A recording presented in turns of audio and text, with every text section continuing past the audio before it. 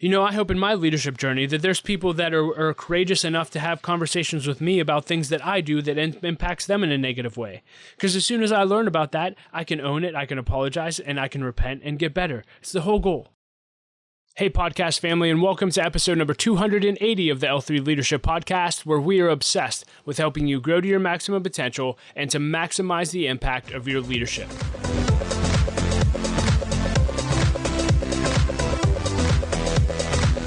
My name is Doug Smith, and I am your host, and today's episode is brought to you by my friends at Bare Tongue Advisors.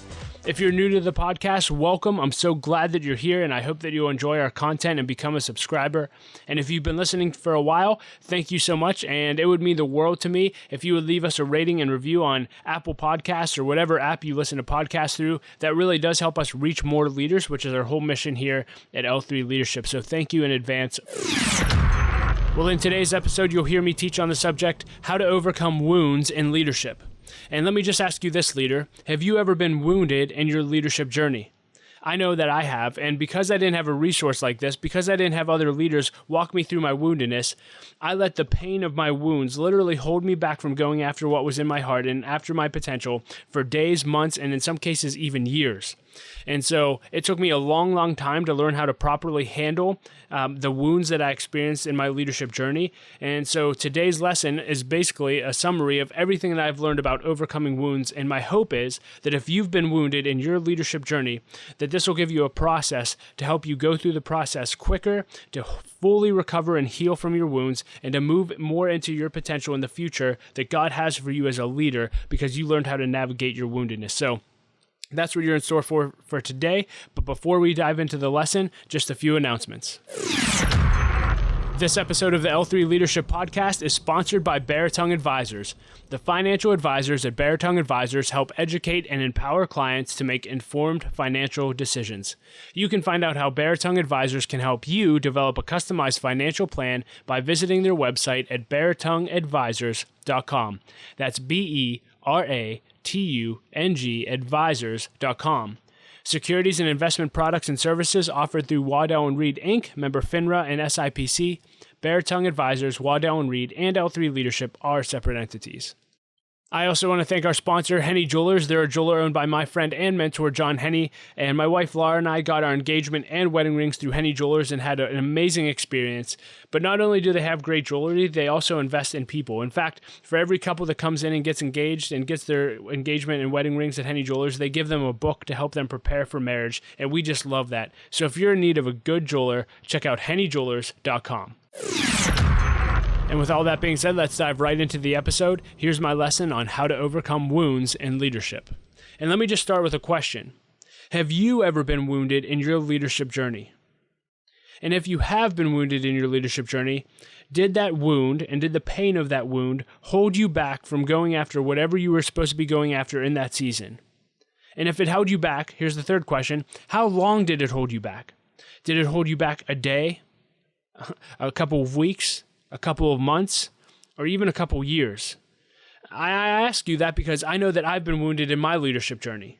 And because I didn't know how to properly navigate the woundedness in my leadership journey, I literally was held back for months and in a few cases, years from going after all that I could have been going after and realizing my potential because I did not know how to properly navigate my woundedness. And that's the whole thesis of this lesson. Here's what I want you to know. If we don't learn how to properly address our wounds, we will never be able to move into the future that God has for us. I'll say that again. If we don't learn how to properly address our wounds, we will never be able to move into the future that God has for us. And for me, I didn't have a lesson like this when I got wounded. And that's why I was held back so long. I didn't have mentors come alongside me in my woundedness. I didn't know what to do. And so my hope today is that I can summarize the lessons that I've learned in navigating my woundedness in hopes that you'll be able to navigate your woundedness faster than I was and that it won't hold you back and that you'll actually have a game plan for the rest of your life that anytime you get wounded, you'll just come back to this game plan and you'll be resourced to overcome the wounds in your life.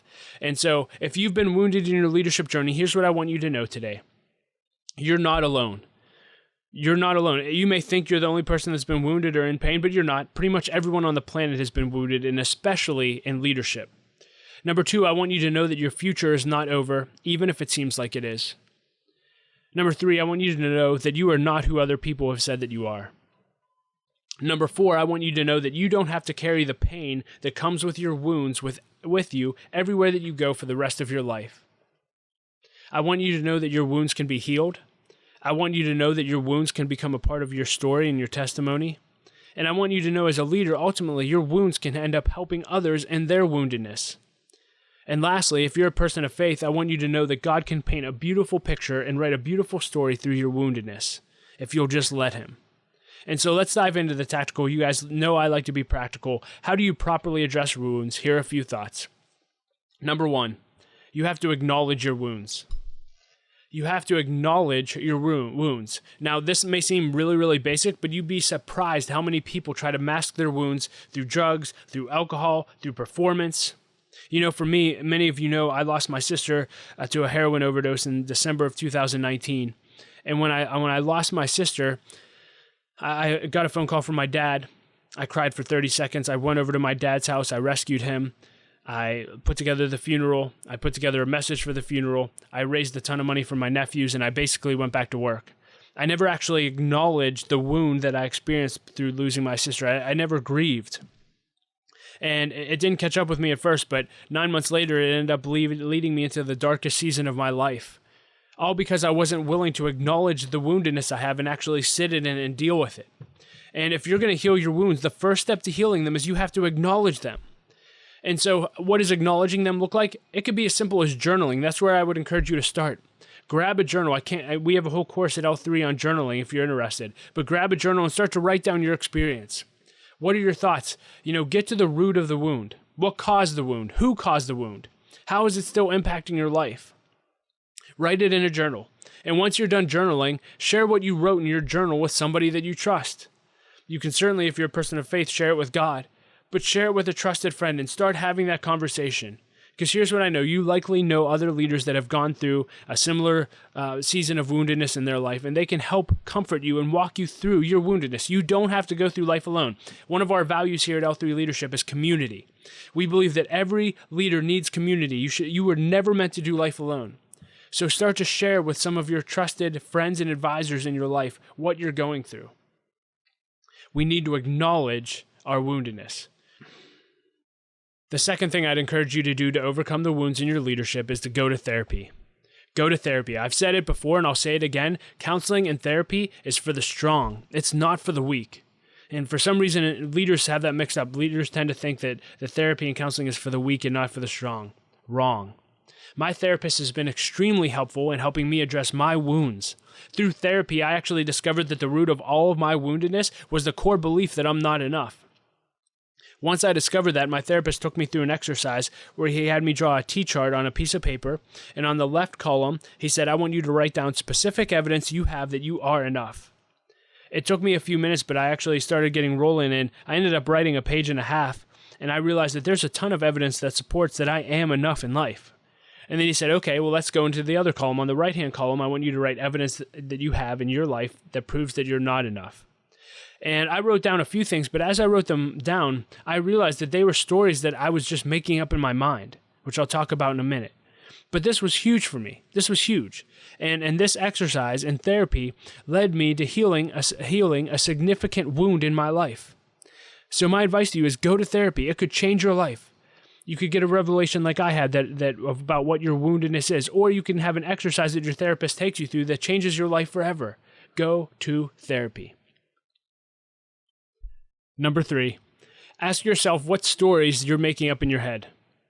Ask yourself what stories you're making up in your head. And I learned this from Brené Brown, and she just said it's good to always be asking yourself, in this situation, what stories am I making up in my mind? And share that with other people. Because here's what I know. We often make up the worst imaginable stories in our minds, and the majority of the time, the stories that we make up in our head are so far from reality.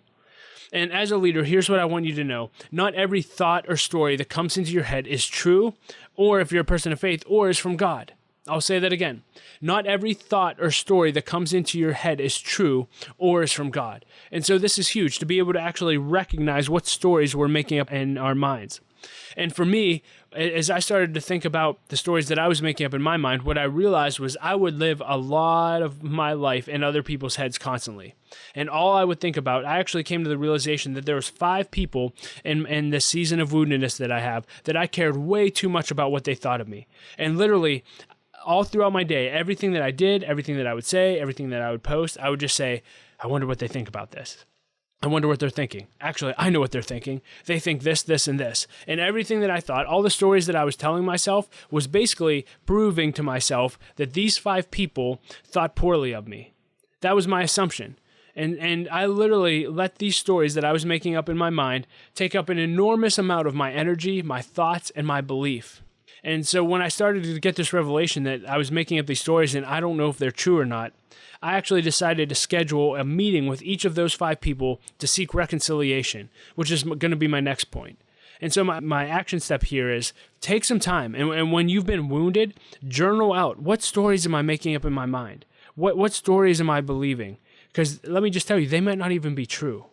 So what do you do when you find out that you're making up stories in your mind that you're not true? You share them with others, which leads to my 4th point. The 4th thing I would tell you to do when it comes to overcoming the wounds in your leadership journey is to seek reconciliation with people. Seek reconciliation with people.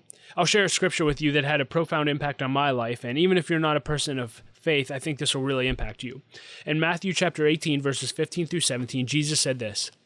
He said, if another believer sins against you, and let me just say this, isn't that the cause of most wounds? Someone offended us or wounded us through something they said or did?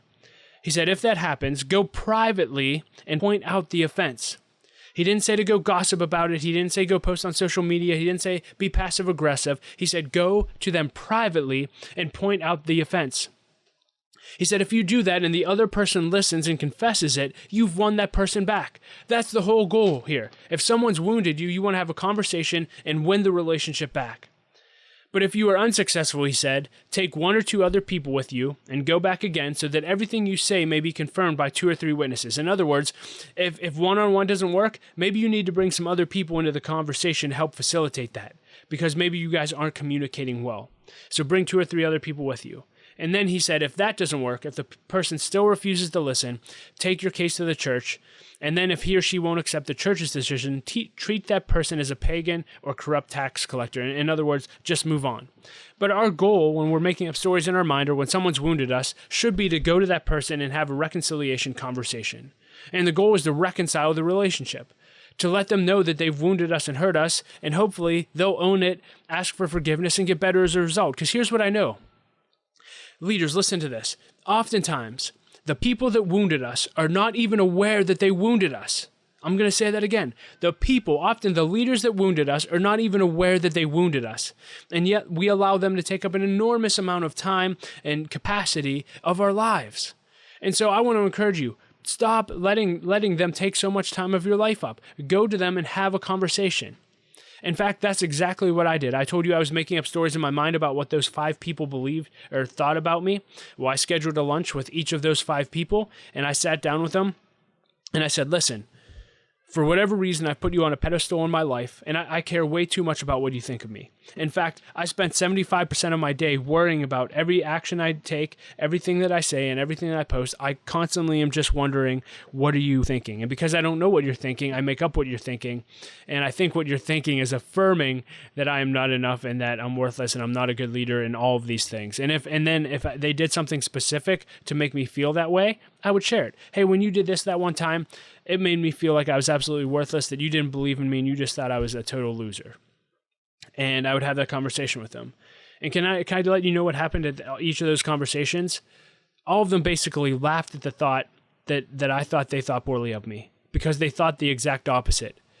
They believed that it was great, that they loved me, they believed in me, and they apologized if they did anything to offend me. And in every case, they had no idea that they actually did offend or wound me. And again, for them, maybe it was enlightening, but for me, I just realized I wasted so much time worrying about what these people think and making up stories in my mind. If I would have just addressed this in the first place, if I would have just sought reconciliation in the first place and learned how to have these conversations, I could have avoided so much pain and so much of my capacity being held up in my woundedness.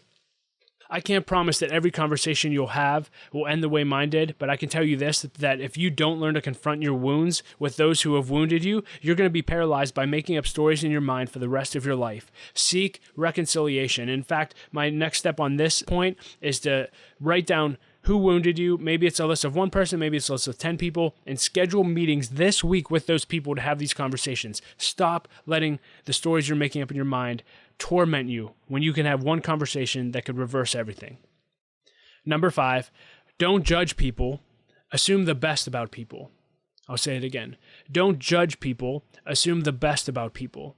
And here's what I know. When I was in that season of making up stories in my mind, I did not assume the best about people. In fact, I judged people, and that ended up not being helpful at all. You know, the Bible is very clear that we should not judge other people unless we want to be judged. But here's what I've learned about people, and once I had those reconciliation conversations, here's what I recognized. With very few exceptions, most people are doing the best that they can, and they have good intentions in everything that they do. That's true. Now, I know that good intentions don't always lead to a good impact, but at least give people the benefit of the doubt. Give people the benefit of the doubt that if they learned that they caused harm, if they learned that they wounded you, that they'll own it, they'll apologize, they'll repent, and try to get better. Because here's what I know, especially in leadership. I don't know about you, but do any of you have blind spots? I know I do. And so if we have blind spots, certainly the people that wounded us have blind spots. And here's what I know about blind spots. Our blind spots often cause harm, and unless someone makes us aware of them, they'll continue to harm other people. And oftentimes the people who've wounded us are blind to the fact they wounded us, or they're blind to the fact of what they did to wound us.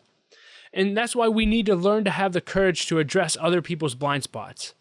It could be the best thing that ever happened to them in their leadership journey. They become self-aware about something they were doing that was wounding other leaders.